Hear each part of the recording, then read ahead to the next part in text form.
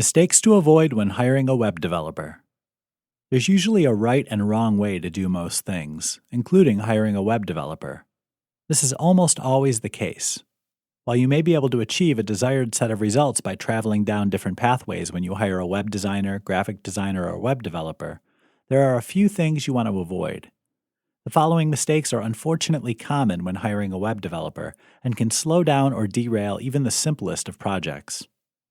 Hiring a website development company. This may not always be a mistake. Big jobs sometimes require big resources, and the largest, most reputable web development firms have those resources. However, hiring a talented individual could get the job done for $35 to $75 per hour, which isn't usually the case when you employ a web development company rather than a freelancing individual.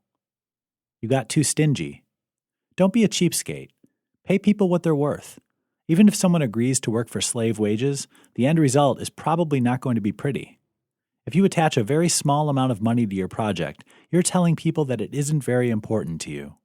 Even if you wind up with just what you're looking for, you can probably kiss that developer goodbye as far as working for you in the future goes. You broke the bank. This is just as common as not paying enough for a job. You should understand exactly what the going rate is for any type of web development task. Do your homework before you settle on a price for your project. One way to ensure you're at least in the ballpark budget-wise is to accept multiple bids.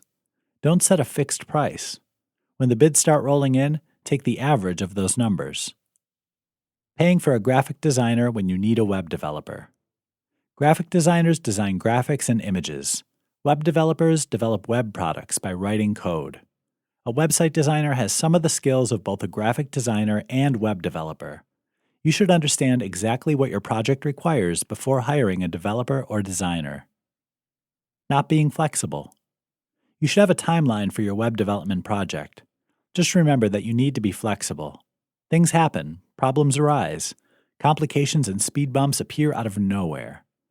Being ridiculously rigid when something goes wrong with your web development project means a failure to truly understand what's happening.